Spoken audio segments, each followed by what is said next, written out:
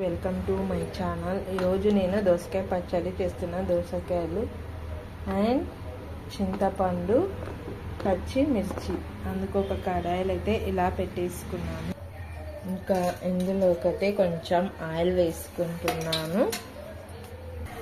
Oil వేడయ్యాక బీరకాయ ముక్కలు, పచ్చిమిర్చి,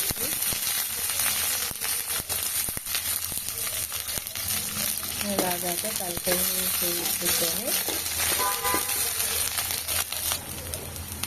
ఇలా బాగా కలిపేసుకొని ఒక చిన్న మూత అయితే పెట్టేసుకొని మగ్గించుకోవాలి. ఇలా మగ్గిన తర్వాత చింతపండు,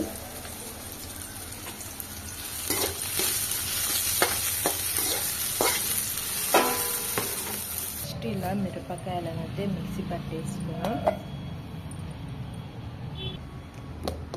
మిరపకాయలు అయితే ఇలా మెత్తగా మిక్సీ పట్టేసుకున్నాం కదా. ఇప్పుడు బీరకాయ ముక్కలను వేసుకొని బీరకాయ ముక్కలను అయితే వేసేసుకున్నాను. ఇంకా ఇప్పుడు తగినంత ఉప్పు వేసుకొని మనం మెత్తగా మిక్సీ అయితే పట్టేసుకున్నాం.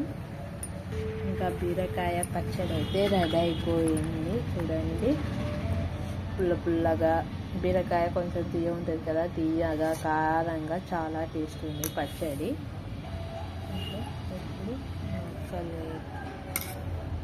వేడి వేడి అన్నం, బీరకాయ పచ్చడి.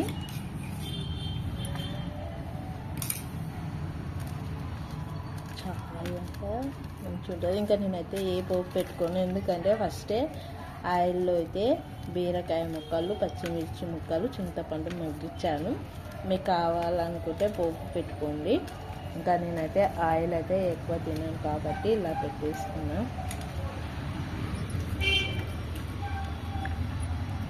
చాలా టేస్ట్ ఉంది. పుల్లగా, కారంగా, బీరకాయ తీయ ఉంటుంది కదా, అలా మూడు రుచులు అయితే కలిసావండి. ప్లీజ్ మీకు ఈ వీడియో నచ్చినట్టయితే లైక్ చేయండి, షేర్ చేయండి, సబ్స్క్రైబ్ చేయండి, పక్కన ఉన్న బెల్ ఐకాన్ అయితే క్లిక్ చేయండి.